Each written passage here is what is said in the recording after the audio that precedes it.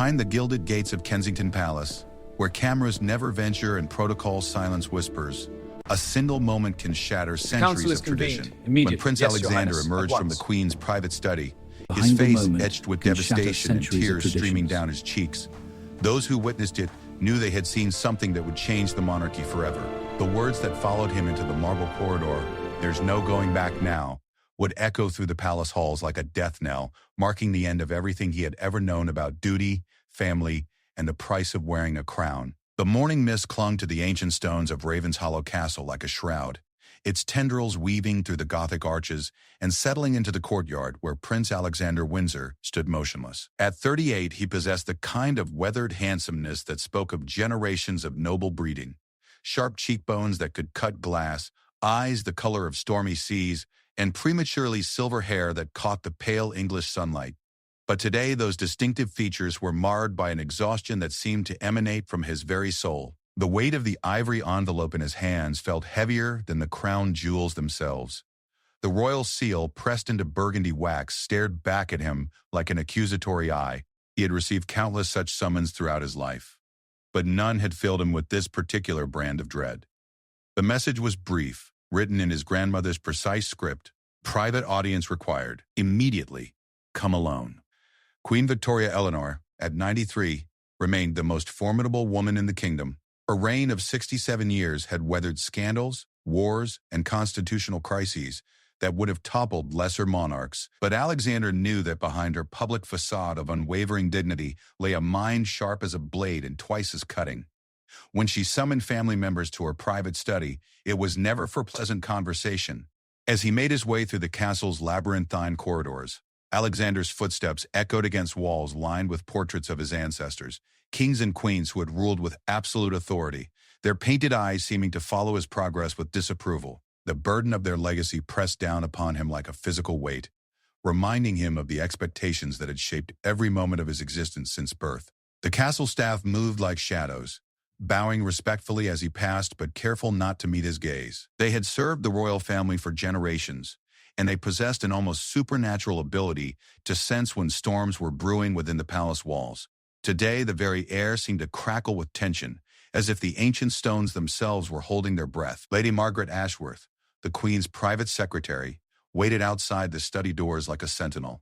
Her silver hair was pulled back in an unforgiving chignon, and her dark suit gave her the appearance of a Victorian governess. She had served 3 monarchs with unwavering loyalty, and her face revealed nothing of what awaited beyond those heavy oak doors. "His Royal Highness," she announced formally, though they were alone in the corridor. "Her Majesty is waiting." Alexander nodded, straightening his shoulders in a gesture that had become automatic after decades of royal training. Whatever lay beyond those doors, he would face it with the dignity befitting his station. It was a lesson drilled into him from childhood. A Windsor never showed weakness, never displayed emotion in public, and never, ever allowed personal feelings to supersede duty. The study was a sanctuary of old-world elegance, its walls lined with leather-bound volumes that chronicled centuries of royal history. Sunlight filtered through tall windows, casting geometric patterns across Persian rugs that had been gifts from long-dead sultans and emperors. The room smelled of beeswax, old books, and the faint trace of his grandmother's lavender perfume. Queen Victoria Eleanor sat behind an enormous mahogany desk, her small frame somehow commanding the vast space around her. Despite her advanced age, she remained impeccably dressed in a navy wool suit, her white hair styled in the same elegant waves she had worn for decades. The famous Windsor sapphires glittered at her throat, but it was her eyes, ice blue and penetrating, that demanded attention. "Alexander," she said without looking up from the document spread before her. Her voice carried the crisp authority of someone accustomed to immediate obedience. "Please sit." He lowered himself into the chair across from her desk, the same chair where he had received countless lectures about duty, responsibility, and the sacred trust placed in the royal family by the people of the realm. The leather was worn smooth by generations of Windsor posteriors, a tangible reminder of the continuity he was expected to maintain. The silence stretched between them like a taut wire. Alexander had learned long ago not to speak first in his grandmother's presence. She would reveal the purpose of their meeting when she deemed it appropriate. But as the seconds ticked by, marked by the steady rhythm of the antique clock on the mantelpiece, he felt his composure beginning to crack. Finally, the Queen set down her fountain pen and fixed him with her legendary stare. It was a look that had made prime ministers stammer and foreign dignitaries sweat, but Alexander had been subjected to it since childhood. Still, he felt his pulse quicken, as those calculating eyes seemed to peer directly into his soul. "I suppose you think you've been quite clever," she said at last, her voice deceptively calm. "Quite the modern prince, aren't you? So progressive, so in touch with the common people." Alexander's throat felt suddenly dry. "I'm not sure I understand what you mean, Your Majesty." A thin smile played at the corners of her lips, but there was no warmth in it. "Don't insult my intelligence, Alexander. I may be old, but I am far from senile. Did you truly believe that your activities would remain hidden forever?" The blood drained from his face as the implications of her words sank in. He had been so careful, so discreet. The meetings had taken place in out-of-the-way locations, always under the cover of official duties or charitable obligations. They had used intermediaries, coded language, and secure communications. But somehow, his grandmother had discovered everything. "I have here," the Queen continued, lifting a manila folder from her desk, "a rather comprehensive dossier compiled by our security services. Photographs, recorded conversations, financial transactions. Quite thorough, really. I must commend the investigators on their diligence." Alexander's hands gripped the arms of his chair so tightly that his knuckles turned white. "Your Majesty, if you would allow me to explain—" "Explain?" Her voice rose slightly, the first crack in her composed facade. "What possible explanation could you have for betraying everything this family stands for consorting with enemies of the crown, for compromising the security of the realm itself?" The accusations hung in the air like poison gas. Alexander felt the walls of the study closing in around him, the weight of centuries of royal tradition threatening to crush him beneath its oppressive bulk. He had always known this moment might come, but he had convinced himself that his cause was just, that the greater good outweighed the personal cost. "They're not enemies," he said quietly, his voice barely above a whisper. "They're people fighting for justice, for change that's long overdue. The old ways." "The old ways," the Queen interrupted, her voice cutting through his words like a scythe, "have kept this monarchy stable for over 1,000 years. They have seen us through plagues and wars, revolutions and republics, and you, in your infinite wisdom, have decided to throw it all away for what? A handful of revolutionaries who would see us all hang from lampposts?" Alexander stood abruptly, his composure finally cracking. "You don't understand what's happening out there. The people are suffering while we live in palaces. There's inequality, injustice, corruption at every level of government. Someone has to stand up for what's right." "Someone, yes," the Queen replied, rising to her full height despite her diminutive stature, "but not a member of the royal family, not the heir to the throne. Your duty is to serve the crown, not to undermine it from within." The words struck him like physical blows. He had wrestled with this conflict for years, torn between his loyalty to his family and his conscience. The secret meetings, the clandestine support for reform movements, the careful channeling of information to those fighting for change.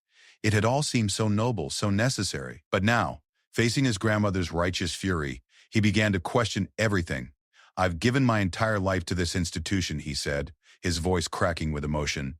"Every decision, every relationship, every moment has been dictated by duty. But what good is duty if it means turning a blind eye to suffering?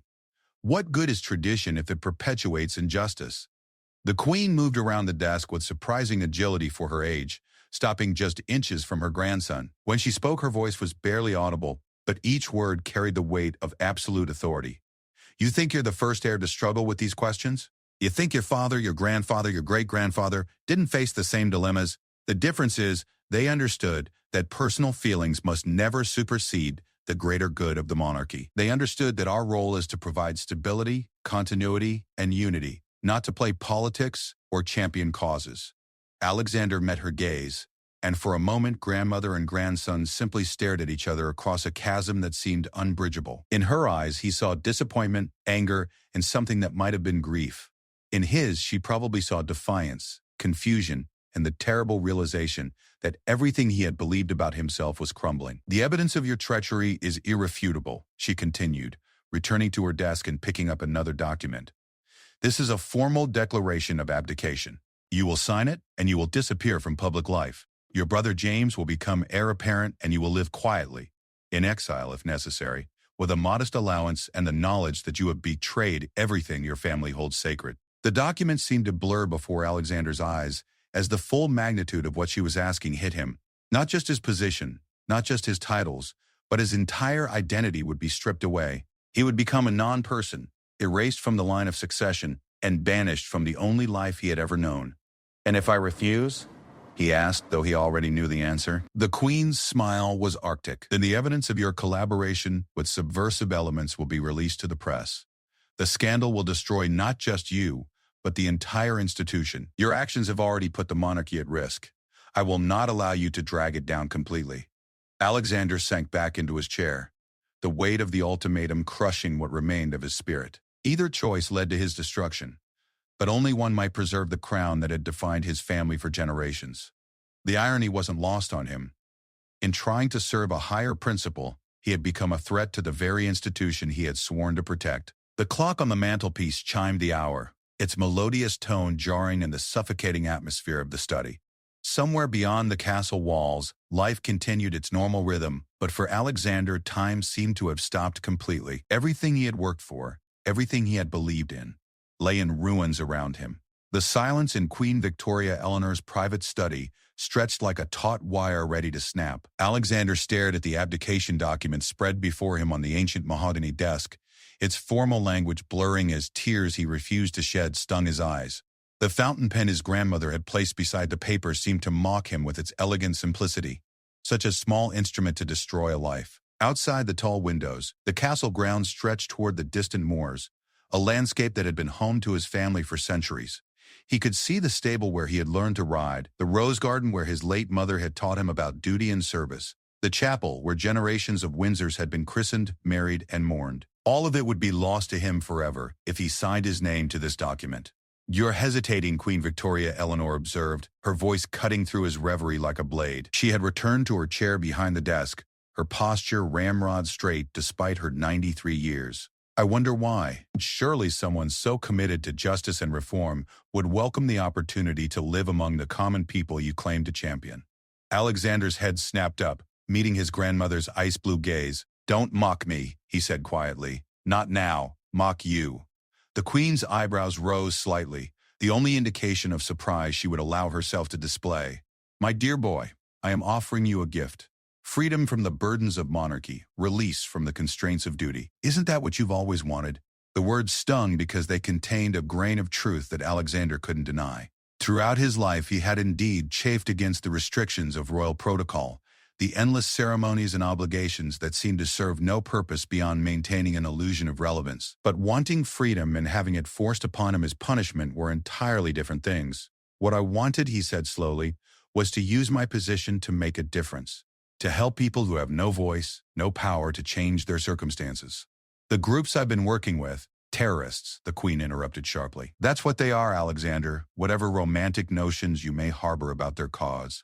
The Northern Liberation Front, the Republican Coalition, the Workers' Revolutionary Party, these are not charitable organizations. They seek the violent overthrow of our government, the destruction of everything this nation represents." Alexander felt heat rise in his cheeks. "That's not true. Yes, there are radical elements within these movements, but the majority are peaceful activists seeking democratic reform. I've been careful to work only with those committed to nonviolent change." The Queen opened the manila folder before her and withdrew a series of photographs, sliding them across the desk toward her grandson. The images showed Alexander in various locations, entering a nondescript building in East London, sitting across from hooded figures in what appeared to be a warehouse, shaking hands with individuals the security services had clearly identified as persons of interest. "Careful?" she repeated, her voice dripping with disdain. "You call meeting with known anarchists and revolutionaries careful? You call funneling money through offshore accounts to fund their activities careful?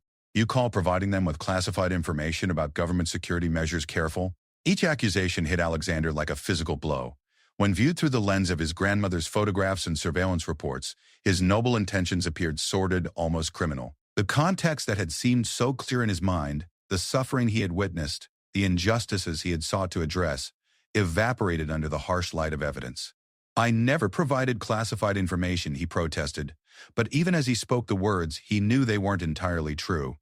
There had been occasions when he had shared insights about upcoming policy decisions, warned of planned crackdowns on protest movements, hinted at the government's negotiating positions on labor disputes. At the time, it had seemed like providing a level playing field, balancing the scales of justice. Now it looked like treason.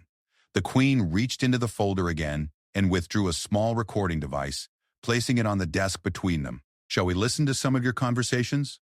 The audio quality is quite good considering the circumstances. Alexander's blood ran cold. If they had recordings, then his denials were meaningless. Every word he had spoken in confidence, every strategy session he had participated in, every moment when he had believed himself to be working for the greater good, it had all been captured and catalogued. That won't be necessary, he said quietly. I understand the position you're placing me in. Good. The Queen's voice softened slightly, though her expression remained stern. I had hoped we could resolve this matter with dignity, for the sake of the family, if nothing else. Alexander looked down at the abdication document again, reading through the formal language that would strip him of his titles, his inheritance, his very identity. The words seemed to swim before his eyes as the full magnitude of what was happening crashed over him like a wave. My work with the Catherine Foundation, he said desperately. The children's hospitals, the homeless shelters, the educational programs, surely that counts for something. Surely you can't dismiss everything I've accomplished. A flicker of something that might have been sadness crossed the Queen's features. Your charitable work has been exemplary, she admitted. It's what makes this betrayal so much more devastating. You had the opportunity to make a real difference within the system, to modernize the monarchy gradually and responsibly. Instead, you chose to work outside it, to undermine the very institution that gave your charitable efforts their power and platform. The truth of her words cut deep. Alexander had often used his royal status to open doors, to gain access to decision-makers, to bring attention to causes that might otherwise have been ignored. Without his title, without the weight of the crown behind him, he would be just another activist shouting into the void. What about James, he asked, thinking of his younger brother. Is he prepared for this? Does he even know what's happening? The Queen's expression grew even more severe. Prince James has been briefed on the situation. Unlike you, he understands his duty to the crown. He has agreed to step forward as heir apparent when the time comes. Alexander felt a stab of betrayal. James had always been the dutiful son, the one who followed protocol without question, who accepted royal obligations as unquestionable truth. But they had also been close as children, allies against the suffocating weight of expectation that surrounded them. To learn that his brother was already prepared to step into his shoes felt like another death. He's ambitious, Alexander said bitterly. He's probably been waiting for this opportunity. James understands sacrifice, the Queen corrected. He understands that personal desires must be subordinate to the greater good. It's a lesson you never learned, despite my best efforts to teach it to you. The accusation stung because it was partially true. Alexander had always been the rebellious prince, the one who questioned traditions and pushed boundaries.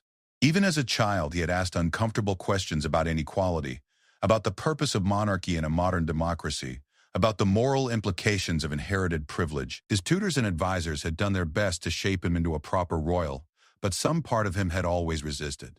I tried to serve, he said quietly. I gave everything I had to the crown for 38 years. I did my duty, attended the ceremonies, smiled for the cameras, married the woman you chose for me. Don't. The Queen's voice cracked like a whip. Don't you dare bring Catherine into this.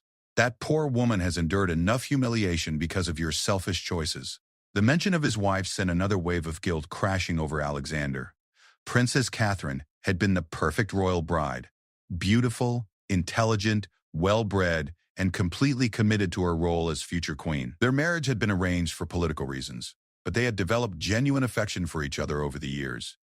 She had stood by him through scandals and controversies, had given him 2 beautiful children, had never once complained about the sacrifices required by royal life, and now he was about to destroy her world as completely as he was destroying his own. Does she know? He asked, his voice barely above a whisper. She will be informed after you've signed the document, the Queen replied. The children as well. They're young enough to adapt, to build new lives outside the spotlight. Alexander thought of Prince William and Princess Sophie, aged 12 and 10 respectively, who had known no life other than royal privilege and expectation. How could he explain to them that their father was a traitor, that their futures as royals had been sacrificed for principles they were too young to understand? The fountain pen seemed to grow heavier as he picked it up, its weight multiplied by the gravity of what he was about to do. His signature on this document would end not just his own royal life, but would reshape the entire line of succession. His children would grow up as commoners, his wife would be stripped of her titles, his legacy would be one of disgrace and betrayal. There's something else, the Queen said quietly, and Alexander's head snapped up in alarm. Her expression had grown even more grave, if such a thing were possible. The evidence against you, it doesn't end with your collaboration with revolutionary groups. There are other matters that have come to light during the investigation. Alexander's hands began to tremble. What else could they have discovered? He had been so focused on the political implications of his actions that he hadn't considered what other secrets might have been unearthed in the process of surveillance. The Queen withdrew another folder from her desk drawer, this one sealed with red tape that indicated the highest levels of classification. Financial irregularities, she said simply. Money diverted from royal charities to fund your political activities. Personal loans from foreign sources. Investments in companies that directly compete with British interests. The accusations hung in the air like smoke from a funeral pyre. Alexander felt the room beginning to spin as the full scope of his exposure became clear.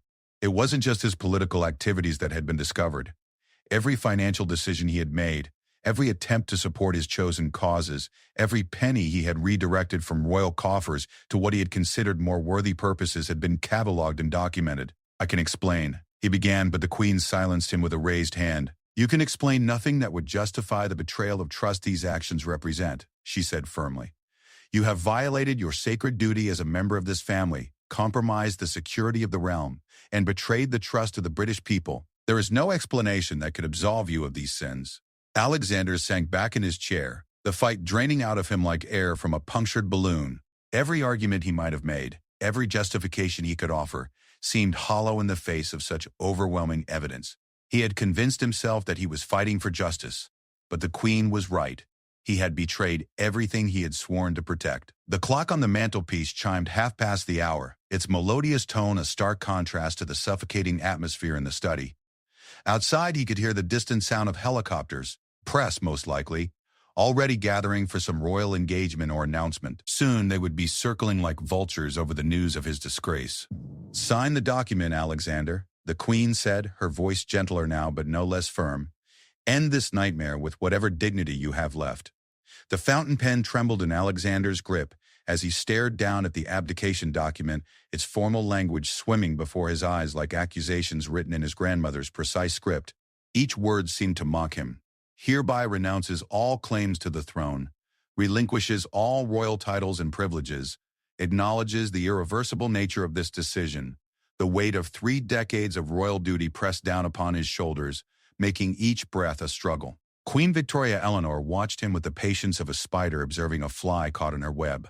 She had orchestrated this moment with the same methodical precision that had characterized her 67-year reign, leaving nothing to chance, no avenue of escape unexplored. But as the silence stretched between them, even her legendary composure began to show hairline cracks.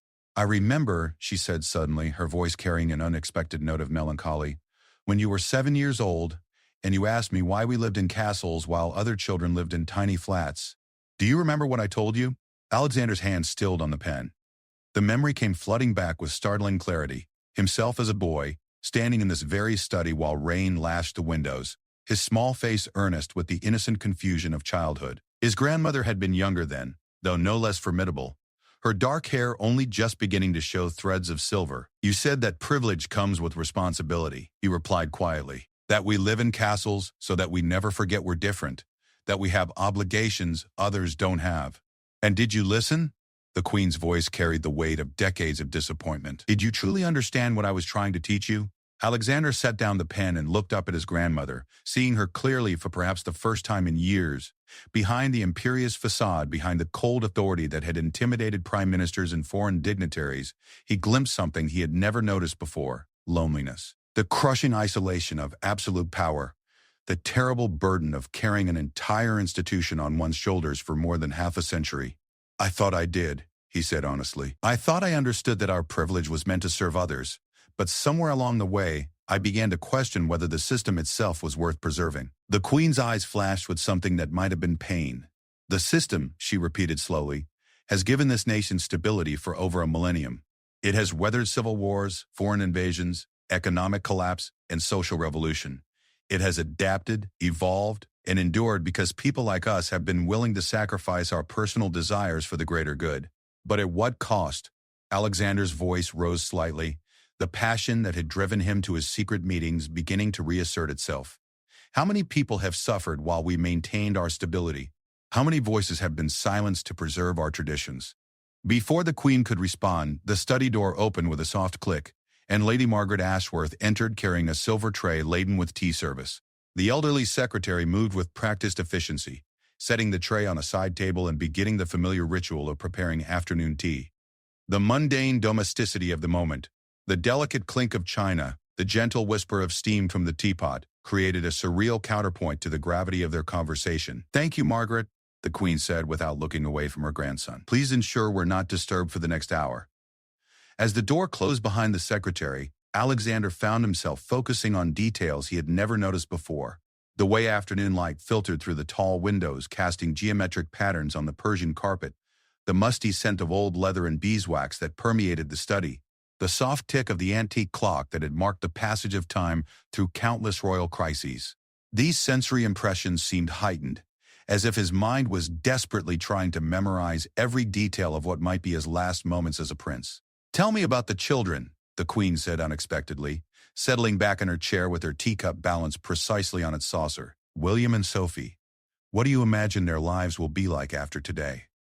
The question struck Alexander like a physical blow. Throughout this nightmare, he had tried not to think too deeply about his children, the innocent victims of his choices. Prince William, at 12, was already showing signs of the thoughtful intelligence that might have made him a good king someday. Princess Sophie, 10 years old and fierce in the way that only royal daughters could be, had her great-grandmother's steel beneath her sweet exterior. "They're young," he said, his voice thick with emotion. "They'll adapt. Children are resilient." "Resilient, yes," the Queen agreed, but her tone suggested she found his answer inadequate. "But they're also perceptive. William particularly has been asking questions about your recent absences, your distracted behavior. Children sense when their world is unstable, even when they can't articulate what they're feeling." Alexander's composure finally cracked, and he buried his face in his hands. The image of his son's confused face, his daughter's tears when she learned that everything she had known about her identity was about to be stripped away, it was almost unbearable. He had told himself that he was fighting for their future, working to create a more just world for them to inherit. Instead, he had destroyed the only world they had ever known. "They'll hate me," he whispered. "Perhaps," the Queen said with brutal honesty, "or perhaps, in time, they'll understand that you acted according to your principles, however misguided those principles may have been." The sound of approaching footsteps in the corridor outside interrupted their conversation. Alexander tensed, wondering if his time was up, if security forces had come to escort him away before he could even sign the abdication. But the footsteps passed by without stopping, fading into the distant echoes of the castle's daily life. "There's something I need to tell you," Alexander said suddenly, his decision crystallizing with startling clarity. "About Catherine. About our marriage." The Queen's teacup paused halfway to her lips, her ice-blue eyes sharpening with attention. "What about your marriage?" "She knows," Alexander said simply. "She's known about my activities for months. Not the details, not the extent of what I was doing, but she knew I was involved with people you would consider enemies of the crown." The revelation hit the study like a thunderclap.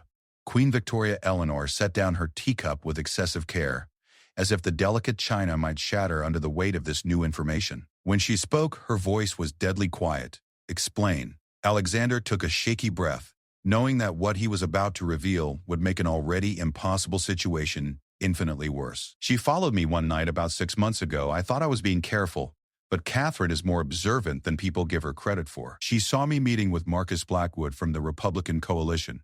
Marcus Blackwood, Alexander could see the name register in his grandmother's expression like a physical blow. Blackwood was one of the most notorious Republican activists in the country, a charismatic speaker who had spent years advocating for the abolition of the monarchy. For the heir to the throne to be caught meeting with such a figure was scandalous enough. For the future queen to have knowledge of it and remain silent was potentially catastrophic. "She confronted you," the Queen said. "It wasn't a question." "Yes. That night when I returned to our private quarters, she was waiting for me, still in her evening gown from the charity gala we had attended earlier. She didn't cry, didn't scream, didn't threaten to expose me. She just asked me to tell her the truth." Alexander's mind drifted back to that terrible conversation, the way Catherine had stood by their bedroom window overlooking the gardens, her reflection ghost-like in the dark glass. She had been so composed, so controlled, even as he confessed to activities that could have destroyed them both. "And you told her everything?" the Queen asked. "Not everything," Alexander admitted, "but enough. I told her that I was working with reform groups, that I believed the monarchy needed to change or face revolution, I told her that I couldn't continue to live a life of privilege while ignoring the suffering of our people. What did she say?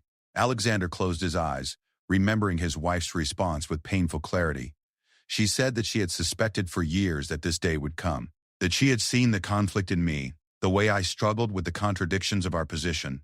She said that she loved me, but that she loved our children more, and that if I continued down this path, I would have to do it without her support. The Queen's expression had grown increasingly grave as Alexander's confession unfolded. The implications of Catherine's knowledge were staggering. If she had remained silent about his activities while continuing to fulfill her royal duties, she could be seen as complicit in his betrayal. The scandal could spread beyond Alexander himself to encompass the entire next generation of the royal family. Has she provided you with any assistance in your activities? The Queen asked tearfully. No, Alexander said firmly. She made it clear from the beginning that she would not be party to what she called my revolutionary fantasies. But she also wouldn't betray me. She said that whatever happened, she wanted our children to be able to respect both their parents. A long silence fell over the study as the Queen absorbed this new information. Outside, the afternoon light was beginning to fade, casting long shadows across the ancient stones of the castle. Somewhere in the building, Alexander could hear the distant sound of his children's voices. William explaining something to his sister in the patient tone he had inherited from his mother, Sophie's delighted laughter echoing through the corridors. Catherine will need to be interviewed, the Queen said finally. The security services will need to determine the extent of her knowledge and whether her silence constitutes a security risk. She's innocent, Alexander protested. She was trying to protect our family, to maintain some semblance of normal life for the children. Don't punish her for my choices. The Queen's gaze softened slightly, the first sign of genuine emotion she had shown since their meeting began. I don't want to punish anyone, Alexander, but your choices have consequences that extend far beyond your own life. Every person who knew of your activities and remained silent has become part of this crisis. Alexander picked up the fountain pen again, its weight seeming to increase with each passing moment. The abdication document lay before him like a death sentence, its formal language spelling out the end of everything he had ever been. But now, with Catherine's potential involvement hanging over them like a sword, the stakes had become even higher. If I sign this, he said slowly, what happens to Catherine? What happens to the children? The Queen considered the question carefully before responding. Catherine will be questioned, but if her involvement was truly limited to knowledge, rather than participation, she will likely be allowed to retain her title and position. The children, as minors, will be protected from the worst of the scandal. They will lose their places in the line of succession, but they will retain their princely titles and be provided for financially. And if I don't sign, the Queen's expression grew arctic. Then Catherine's silence will be viewed as conspiracy, and the scandal will destroy not just your immediate family but the entire institution. Your children will grow up as the offspring of traitors, pariahs in their own country. Is that really what you want for them? Alexander felt the walls of the study closing in around him, the weight of generations of royal expectation pressing down upon his shoulders like a physical force. Every choice led to destruction. Every path forward required sacrifices he wasn't sure he could make. But as he thought of William's earnest face, Sophie's bright laughter, Catherine's unwavering dignity in the face of his betrayals, he began to understand what his grandmother had tried to teach him all those years ago. Sometimes, love required the ultimate sacrifice of self. The grandfather clock in Queen Victoria Eleanor's study chimed 4 times, its resonant bronze tones marking not just the hour, but the inexorable passage of time toward a decision that would reshape the monarchy forever. Alexander sat frozen in his chair, the fountain pen suspended above the abdication document like a sword of Damocles. Each tick of the clock seemed to echo through his bones, a countdown toward the moment when everything he had ever been would cease to exist. Through the tall windows he could see the castle grounds stretching toward the distant moors, where autumn mist was beginning to gather in the hollows between ancient oaks. The landscape looked exactly as it had on countless afternoons throughout his life, yet everything had changed. This was no longer his ancestral home. Within hours it would become just another grand building where he was no longer welcome. I need to see them, he said suddenly, his voice cracking with emotion. Before I sign this, I need to see Catherine and the children. Queen Victoria Eleanor's ice-blue eyes narrowed slightly, calculating the risks and implications of such a request. That would be inadvisable, she said carefully. The fewer people who know about this meeting before the matter is resolved, the better for all concerned. They're my family, Alexander insisted, rising from his chair with sudden energy. Whatever I've done, Whatever choices I've made, they deserve to hear this from me directly. I won't have them learn about their father's disgrace from newspaper headlines or palace press releases. The Queen watched him pace to the window, his reflection ghost-like in the darkening glass. For a moment, her expression softened almost imperceptibly, perhaps remembering her own children, her own moments of agonizing choice between personal desire and royal duty. Very well, she said at last. But they come here to this study, and you will tell them only what is necessary for them to understand the situation. No dramatic speeches, no attempts to justify your actions to children who cannot possibly comprehend the complexities involved. Alexander nodded gratefully, knowing this small mercy might be the last kindness his grandmother would ever show him. Thank you. The Queen lifted the ornate telephone on her desk and spoke quietly to someone on the other end. Alexander caught fragments about bringing Princess Catherine and the children to the private study immediately. As she replaced the receiver, the weight of what was about to happen settled over them both like a shroud. How do you tell children that their father is a traitor? Alexander asked, his voice barely above a whisper. You tell them that their father made difficult choices based on what he believed was right, the Queen replied with unexpected gentleness. You tell them that sometimes good people make terrible mistakes, and you tell them that they are loved, regardless of what happens next. The next 15 minutes passed like hours.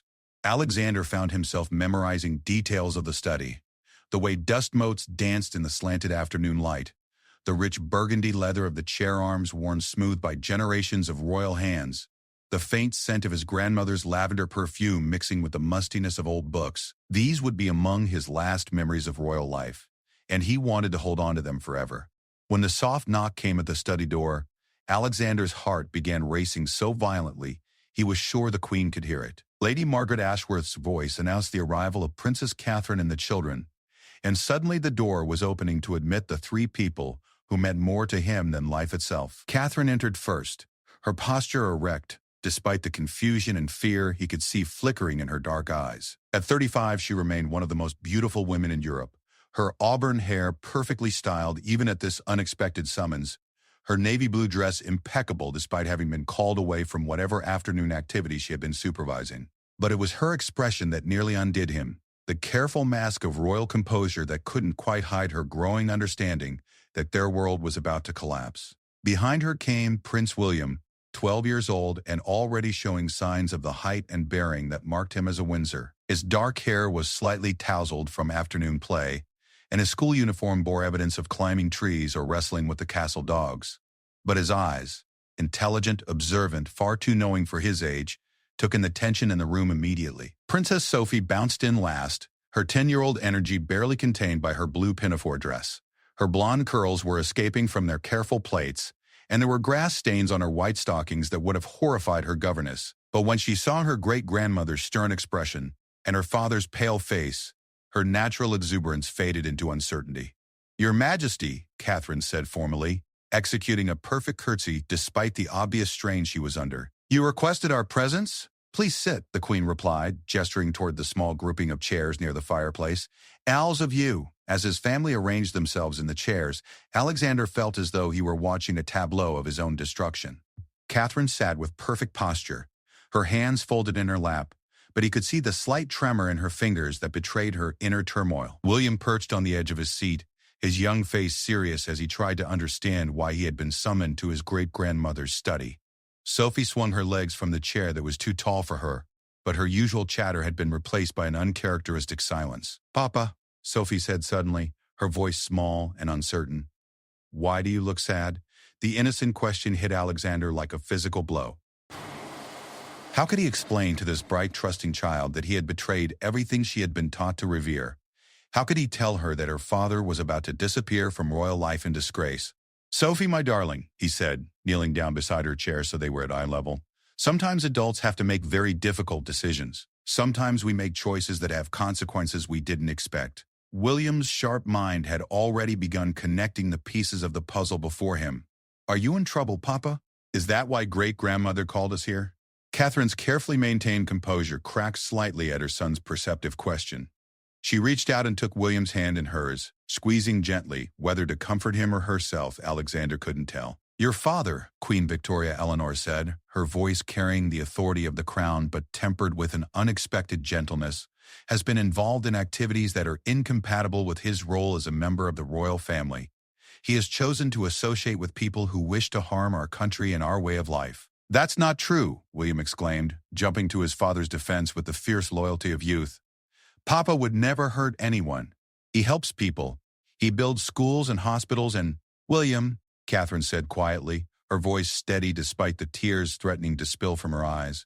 Let great-grandmother finish. Alexander felt his heart breaking as he watched his son's world crumble in real time. William was old enough to understand the implications of what was being said, young enough to still believe his father was infallible. The conflict between these two realities was written plainly across his young face. I don't understand, Sophie said, looking back and forth between the adults. What people? What did Papa do wrong? The Queen looked to Alexander, a silent indication that he should be the one to explain, or try to explain, the unexplainable to his children. He took a deep breath, knowing that the words he spoke next would define how his children remembered him for the rest of their lives. I believed, he said slowly, choosing each word with infinite care, that our family had a responsibility to help people who were suffering, even if it meant going against tradition. I met with people who wanted to change the way our country works, who thought that perhaps kings and queens weren't necessary anymore. I tried to help them because I thought they were right to want things to be more fair for everyone. William's face scrunched up in concentration as he processed this information. But that doesn't sound wrong, Papa. Isn't helping people what we're supposed to do?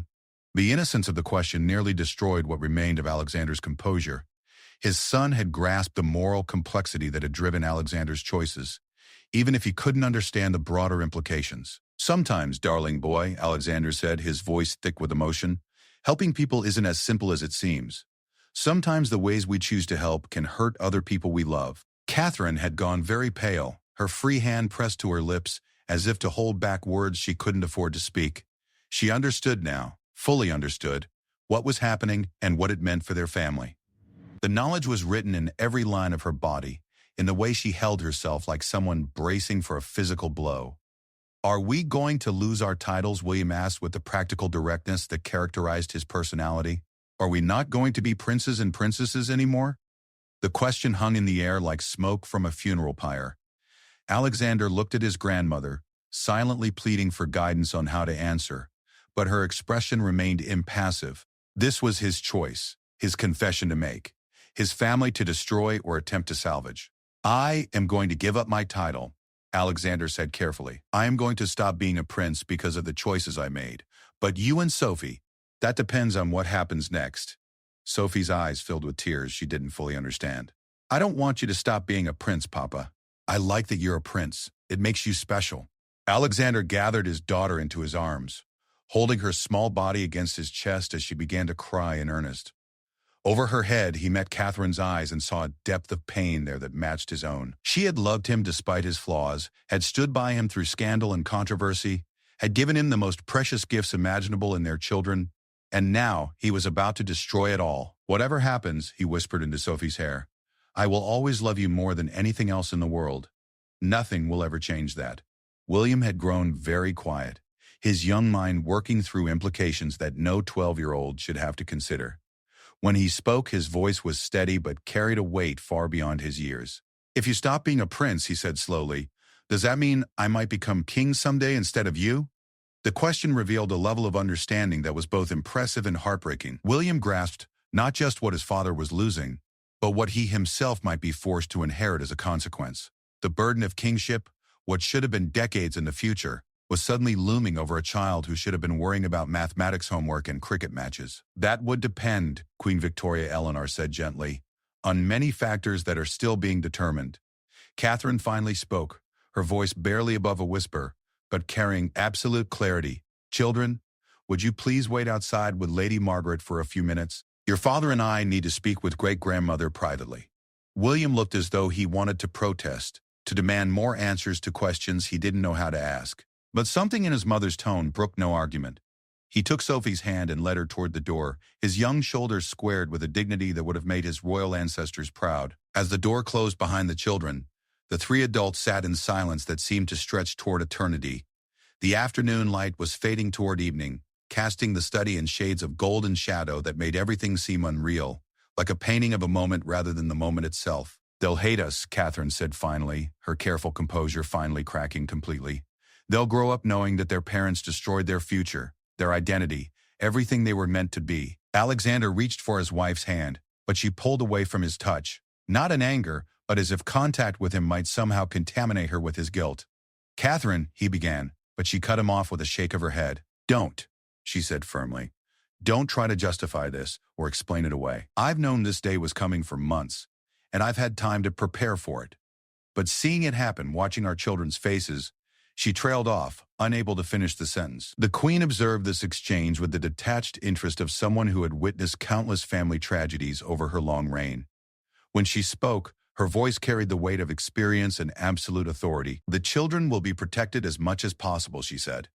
"If Alexander signs the abdication, they will retain their titles and be provided for. They will be educated appropriately and prepared for whatever future awaits them. But their father," she turned her ice-blue gaze on Alexander, "their father will become a cautionary tale, a reminder of what happens when personal conviction trumps duty to the crown." Alexander looked down at the abdication document still waiting on the desk, its formal language spelling out the end of everything he had ever been.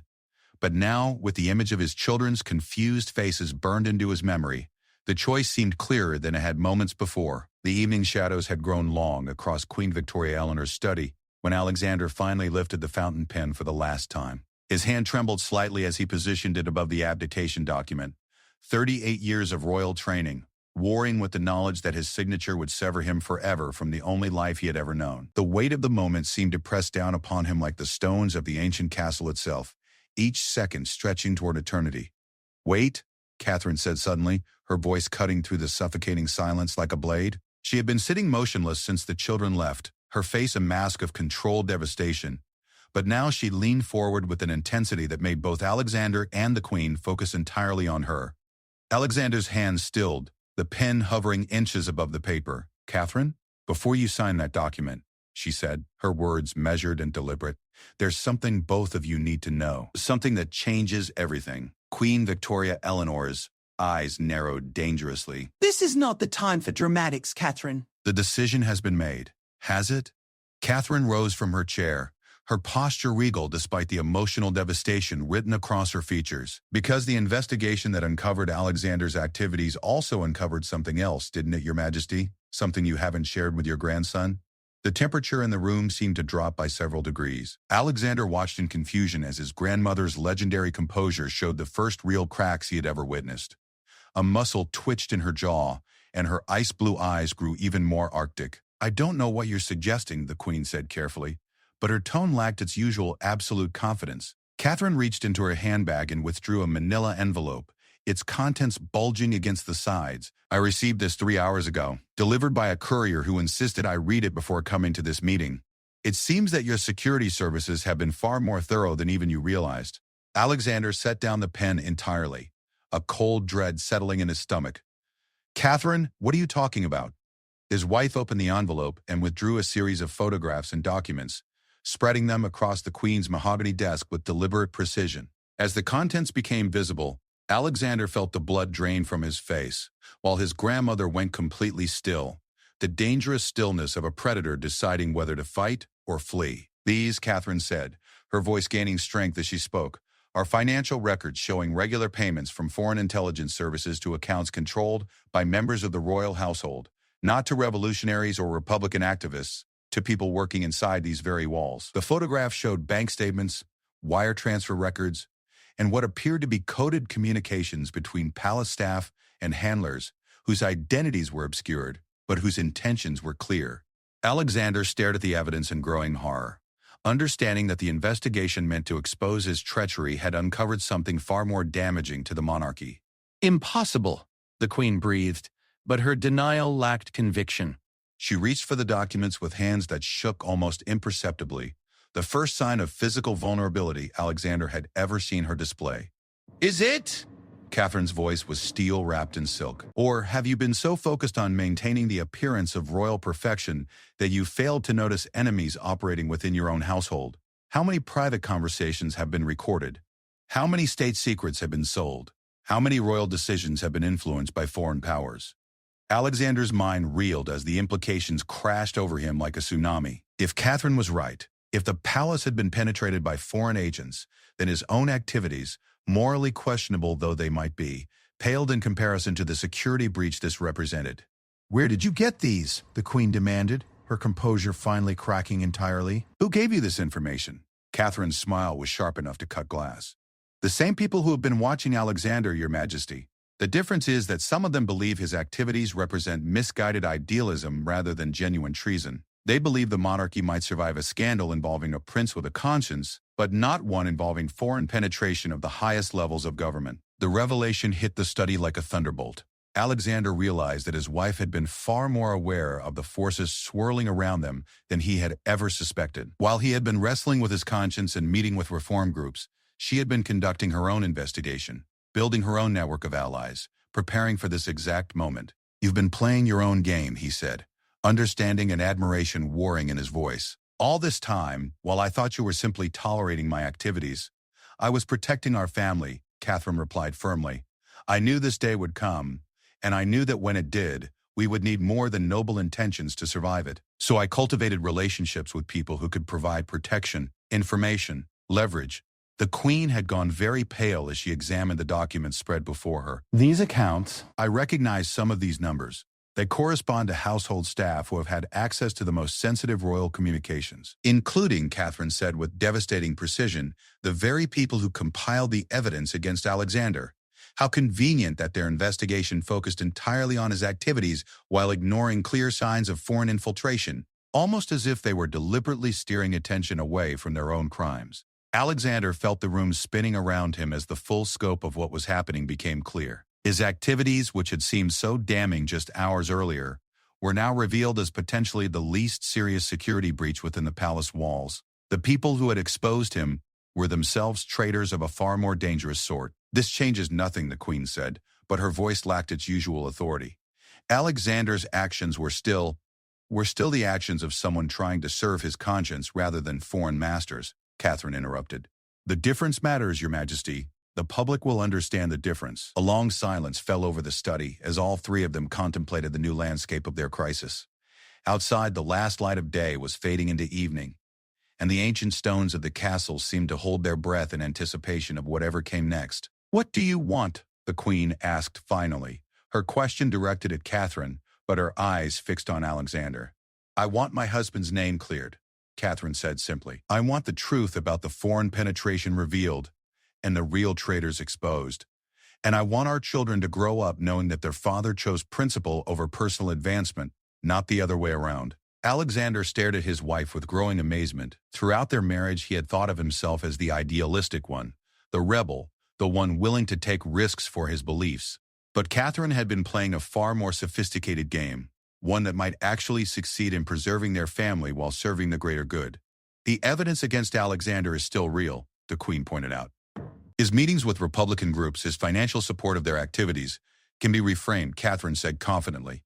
"A prince concerned about social justice, working to understand different perspectives, trying to bridge the gap between monarchy and people. That's not treason, that's evolution. The monarchy needs to change, Your Majesty, or it will be swept away entirely." Alexander was trying to manage that change rather than resist it. The Queen's expression remained skeptical, but Alexander could see her political instincts engaging with Catherine's argument. His grandmother had survived 67 years on the throne by adapting to changing circumstances, by finding ways to preserve the essential while sacrificing the expendable. "And the foreign agents?" she asked. "Will be exposed, prosecuted, and used as proof that the monarchy takes security seriously," Catherine replied. The story becomes one of successful counterintelligence rather than institutional failure. Alexander realized that his wife had crafted a narrative that could salvage not just their personal situation, but actually strengthen the monarchy's position by exposing the real traitors while reframing his own activities as principled engagement with reform movements. She had found a path through the crisis that served everyone's interests except those of the actual enemies of the state. "You've thought of everything," he said, his voice filled with admiration and no small amount of awe. "I've had months to prepare," Catherine replied. "While you were wrestling with your conscience, I was planning for the day when that conscience would put our family at risk. I won't apologize for protecting what matters most." The Queen examined the documents again, her political mind clearly working through the implications and possibilities. When she looked up, her expression had shifted from autocratic fury to something approaching respect for Catherine's maneuvering. This would require a complete restructuring of the narrative, she said slowly. Alexander's activities would need to be presented as authorized fact-finding rather than unauthorized collaboration. The security investigation would need to be redirected toward the actual foreign agents. The press would need to be carefully managed. All of which is possible, Catherine said confidently, with the right presentation and the right timing. Alexander felt a surge of hope for the first time since entering his grandmother's study. The abdication document still lay before him on the desk, but it no longer seemed like an inevitable death sentence. Instead, it had become just one possible outcome among several, and perhaps not even the most likely one. But why, he asked his wife, why take such risks to save me? You could have remained silent, let me fall, protected yourself and the children by distancing yourself from my choices. Catherine turned to face him fully, and in her eyes he saw not just love but the kind of fierce determination that had built empires and toppled kingdoms. Because, she said simply, what you were doing was right, even if the way you were doing it was wrong. The monarchy does need to change. The people do deserve better representation. The system does need reform. You were just going about it the wrong way. The Queen's expression had grown thoughtful as she absorbed Catherine's words. And your way would be working within the system rather than around it, Catherine replied, using our influence to promote gradual reform rather than supporting revolutionary change, becoming champions of evolution rather than reluctant symbols of stagnation. Alexander realized that his wife had articulated something he had been struggling toward for years, a vision of monarchy that could serve both tradition and progress, that could honor the past while embracing the future. It was a more sophisticated approach than his own clumsy attempts at secret collaboration with revolutionary groups. The children, he said suddenly, thinking of William and Sophie waiting outside. What do we tell them? We tell them the truth, Catherine said firmly. That their father loves his country and his people enough to take risks for them. That sometimes good people have to make difficult choices. That our family will always choose principle over convenience. The Queen nodded slowly, and Alexander could see her beginning to envision how this new narrative might actually strengthen rather than weaken the institution she had devoted her life to protecting. A royal family that actively engaged with social issues rather than ignoring them. That promoted reform rather than resisting it. That demonstrated moral leadership rather than mere ceremonial presence. There would be conditions, she said finally. Alexander's activities would need to be completely transparent going forward. All meetings, all communications, all financial arrangements would need prior approval. The security services would need to be completely restructured. The foreign agents would need to be exposed and prosecuted with maximum publicity. Agreed, Catherine said immediately, before Alexander could respond. He looked at the abdication document one final time, then slowly tore it in half.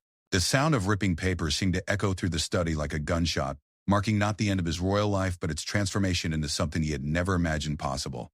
Outside, the first stars were beginning to appear in the darkening sky, and somewhere in the distance he could hear his children's voices calling for their parents. Soon he would have to face them again, but now he could do so as their father rather than as a fallen prince, as someone who had chosen principle over expediency, rather than as a traitor to everything they had been taught to revere. The crisis that had seemed to spell the end of everything had instead become the beginning of something entirely new, a monarchy that could evolve, a family that could survive, and a future that remained unwritten but full of possibility. As Alexander rose from his chair and moved toward the door where his children waited, he felt for the first time in years that he was walking towards something rather than away from it. The tears that finally came as he opened the study door were tears of relief rather than despair, tears of gratitude rather than grief. He was still a prince, still a father, still a man with the power to shape the future of his nation. But now he would do so with the full support of his family, and the hard-won wisdom that sometimes the most courageous act of all is learning how to serve both conscience and duty without sacrificing either.